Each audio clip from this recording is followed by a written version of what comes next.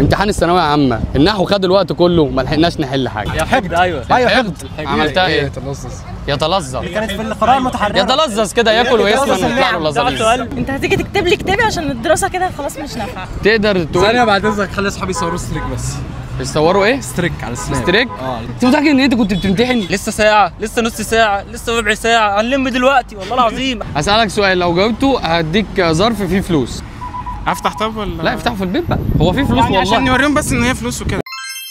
اصعب سؤال جالك النهارده في الماده ايه؟ اقسم بالله يا جدعان انا كنت مذاكره والنحو ده ما بيتلمش وانا اقسم بالله ما جه في منهج وكنت بقى اتفرج على محمد صلاح وقلت هتنزلوا الكلام ده ان شاء الله. النحو والنصوص وكله بص يعني انت الامتحان كله ضايق وكان واقف عليا ست حيزه. بص هنا ولا هنا؟ هنا في الكاميرا. كان واقف عليا ست حيزبونه كده كانت بتشد مني وانا كنت بظل اقسم بالله يا جماعه والنبي ادعوا لي عشان دعوه ايه؟ 40 غريب. دعوه 40 غريب مستجابه يا جماعه والنبي. النحو كان تقيل بس انا ايه خلاص تغطيته يعني وقعدت احل في الادب والقراءه والكلام ده. يعني انت ما بداتش بالنحو؟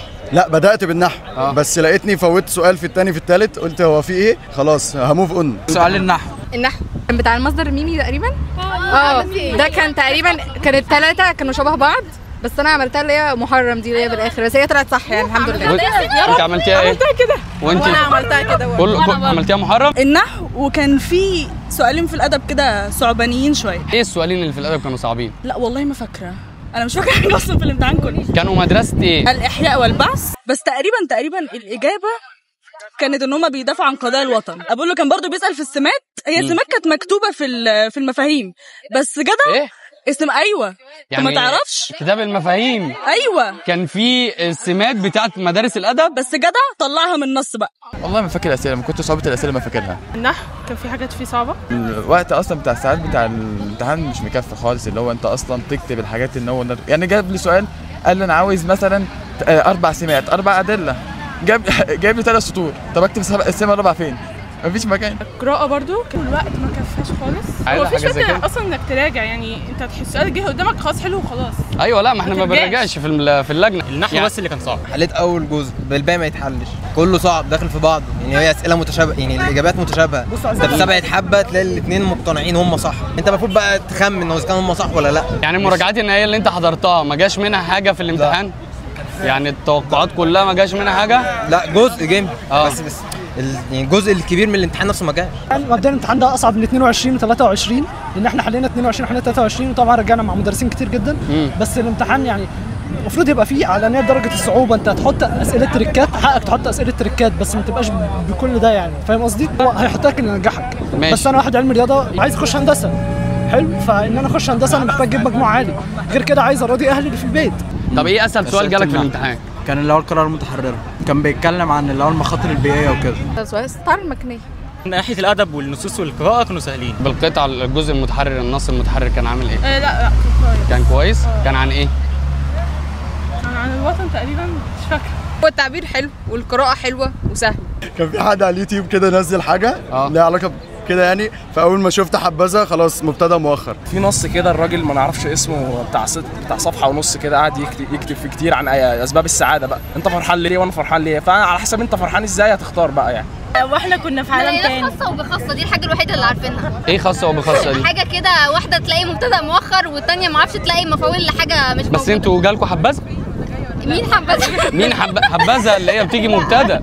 لا يا نهار ابيض. ما جاتش. لا طب ما جاش محسن بديعي في البلاغه؟ لا جه وكان استعاره مكنيه. استعاره مكنيه مش تصريع. عارفه ايه هو التصريع؟ الحمد لله تقريبا. التصريع سمعت عنه. لا ما كانش فيه. المشبه به موجود والمشبه مش موجود. إيه؟ المشبه به موجود التصريع ده ايوه اخر البيت. في فرق بين الاستعاره التصريحيه، في فرق صح؟ في فرق. انت قلت التصريح مش مهم خلاص ننسى العربي. كده شايلين يعني. طب انت فيش سؤال مثلا حليتيه متاكده منه ان هو صح؟ كنايه عشان بقى 13 سنه بتيجي. ايه؟ الاستعاره المكنيه مش كنايه. لا اصلا 13 سنه بتيجي بس انت عارفه الكنايه كويس. هو مستر قال لنا اول ما تيجي استعاره مكنيه وانت استعاره صحيه. هي مش استعاره مكنيه؟ يا لهوي يا جماعه ما طلعتش استعاره مكنيه، دي مشكله. خلاص كده مستبعده. اللي جاي الماني هيبقى زي الخرا، انا ما بحبش الالماني وده تاريخ. ده جدول ده يا جماعه، ده جدول ده. دخلتي الماني ليه طيب؟ ما اعرفش والله العظيم، هي ماما دخلتني بالعافيه. كلمه واحده توصف الامتحان عدى عليكم بالترتيب. زفت برضه. النحو النحو بس. النحو قرف. دي كلمتين. تحفه تحفه تحفه. مع النحو كان تراش وحليته بالبركه. حدي بادي والمراقب اللي كان واقف علينا حسبي الله ونعم الوكيل فيك عشان انت وترتني طول اللجنه وما كنتش عارفه اعمل حاجه منك. انا عندي سؤال. يعني ايه النحو كان تراش؟ كان وحش يعني. تراش يعني زباله.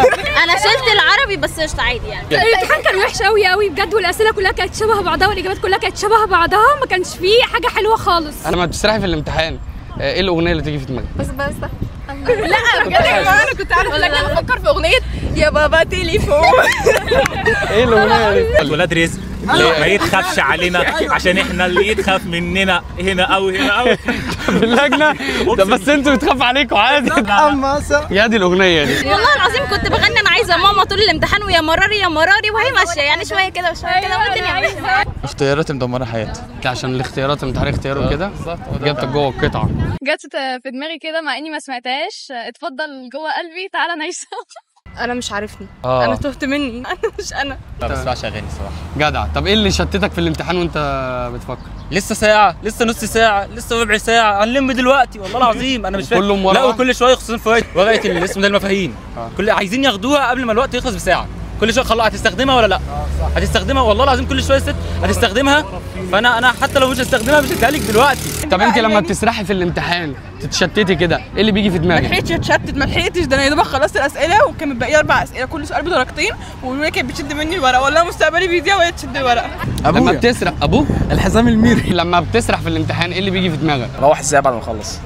الجو حر فاهم. كل الغش اللي غششولك كله كان غلط وهب. كله مجهودي ما غششتش سؤال. يلا يا كداب والله كده انا بتغش من اللي قدام. والله العظيم عارفه مش عارفه اما والله العظيم كان كله مجهود. يعني انت ما غشيتيش عشان مش عارفه؟ عشان مش عارفه. لكن لا انا عايزه اغش عادي اما بنغش بالعافيه. مفيش غش شادين علينا شده بنت كلب. السنه دي ما شاء الله عليهم تحفه وهم حاسين بينا الحمد لله. فايه اللي هم مش سايبيننا على راحتنا قوي بس هم حاسين يا جماعه ياسمين بتمتحن في مدرسه غير انت معاهم في ثانويه عامه؟ حسبي الله ونعم الوكيل. احنا صغيرين على اللي بيحصل فينا ده والله العظيم. الندوه دي كانت في التعبير؟ لا. امال ايه؟ ده بيجيب حاجه. ماشي. يعني انا اللي ما امتحنتش عارف انا اللي الندوه اصلا.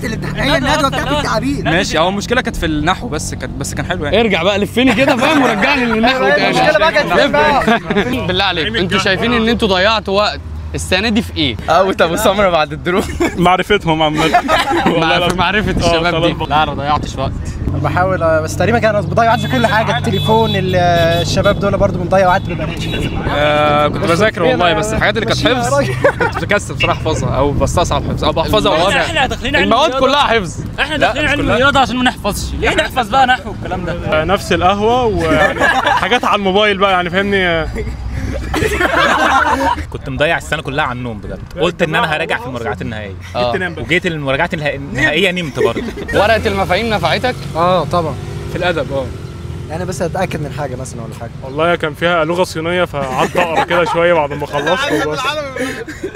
ورقه المفاهيم كان فيها لغه صينيه؟ والله كان كتاب مفاهيم، كتاب كده كبير كده. اهم 100 سؤال في النحو تعالى نحلهم، لكن نحلهم الحمد لله نخش نلاقي حاجه منهم.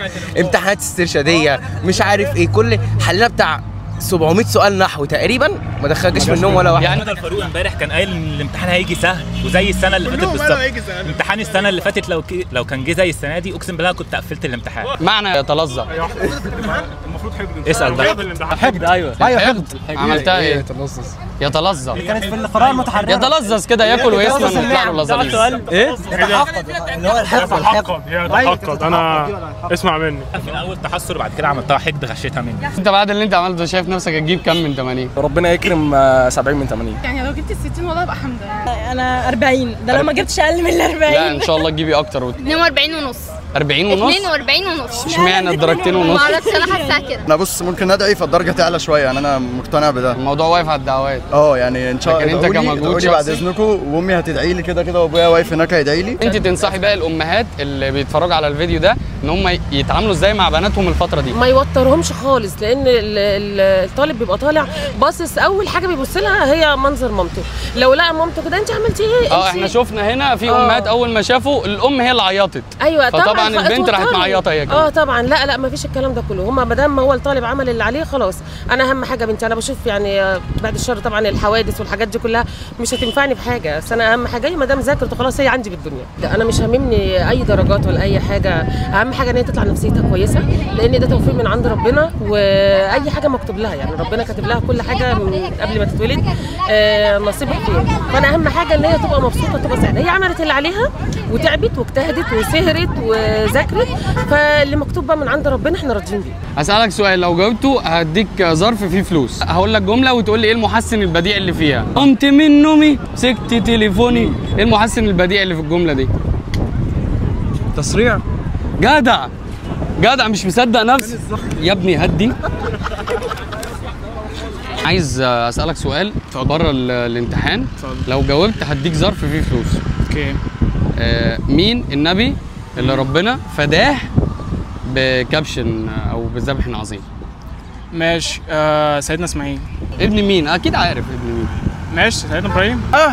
فلوس ولا مش فلوس؟ كان معكم احمد ابراهيم لتغطيه امتحان ثانويه عامه ماده اللغه العربيه لطمأنة قلوب كل اهالي اسر الثانويه العامه.